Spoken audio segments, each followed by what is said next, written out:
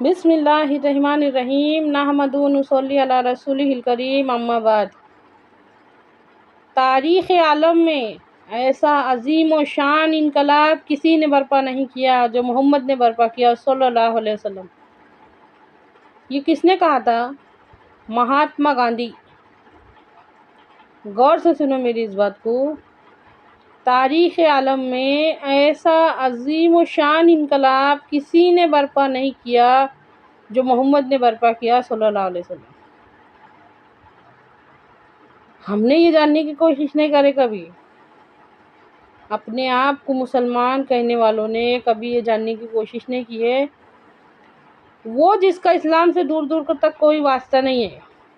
مہاتما گاندھی ہمارے نبی صلی اللہ علیہ وسلم کے بارے میں فرماتے ہیں ایسا عظیم انقلاب کسی نے برپا نہیں کیا۔ بدلنے کے واسطے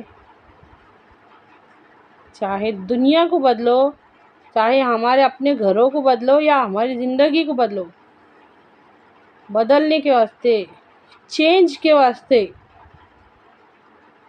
ہم کو یقین چاہیے، ہم کو سوچ اور سمجھ اور مضبوط ارادے چاہیے۔ کیسے آج تک ہم ایسی باتوں سے دور ہیں؟ ان باتوں سے ہم کیوں دور ہیں؟ کیسے دور ہیں؟ ایسا کیا پڑھے تھے مہاتما گاندھی نے؟ ایسا کیا سنے تھے؟ ایسی کیسی معلومات حاصل کرے تھے جو انہوں نے یہ بات کہی کہ تاریخ عالم میں ایسا عظیم الشان انقلاب کسی نے برپا نہیں کیا جو محمد نے برپا کیا؟ کیا ہوا تھا ان 23 سالوں میں، ان 22 سالوں میں کیا ہوا تھا؟ حضور پاک صلی اللہ علیہ وسلم کو نبوت ملنے سے لے کے ہمارے نبی صلی اللہ علیہ وسلم کے انتقال تک کیا ہوا تھا؟ دنیا سے رخصت ہونے تک کیا کیا ہوا تھا؟ ہم نے تو کبھی غور نہیں کرے، ہم نے تو کبھی نہیں سوچے۔ ہماری زندگی میں تو کبھی ہم کو اتنی فرصت نہیں ملے گی یہ سب سوچو، کہ دیکھو، غور کرو، ان باتوں میں پڑھو۔ کیسی تبدیلی آئی تھی؟ کیا چینج ہوا تھا؟ کس کس چیز کو چینج کی ضرورت ہے؟ سوچو۔ برباد گلستہ کرنے کو بس ایک ہی الو کافی تھا، ہر شاخ پہ الو بیٹھا ہے، انجام گلستہ کیا ہوگا؟ ہم کہاں جا رہے ہیں؟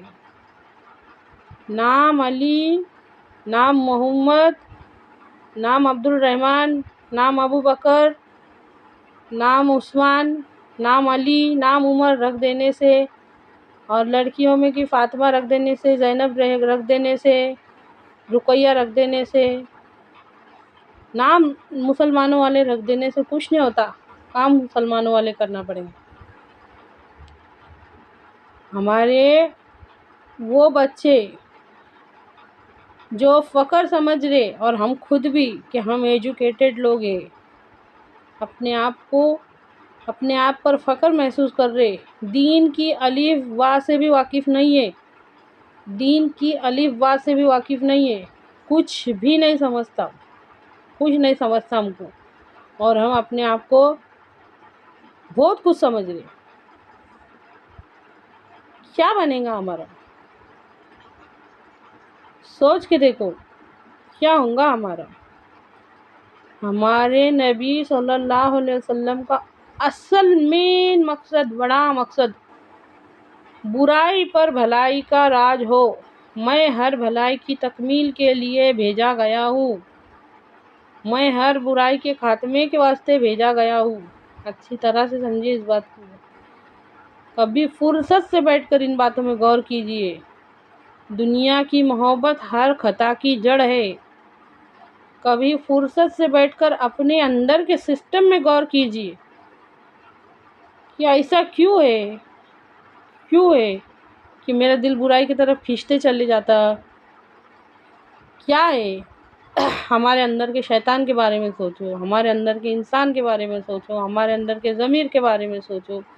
یہ سب اللہ رب العزت نے ہم کو اس لیے کہ ہم کو امتحان دینے کے واسطے بنایا، اللہ نے ہم کو امتحان دینے کے واسطے بنایا، اور ہم امتحان دینا نہیں چاہتے، ہم اپنے آپ کو مشکل میں ڈالنا نہیں چاہتے۔ کبھی اس بارے میں غور کرو۔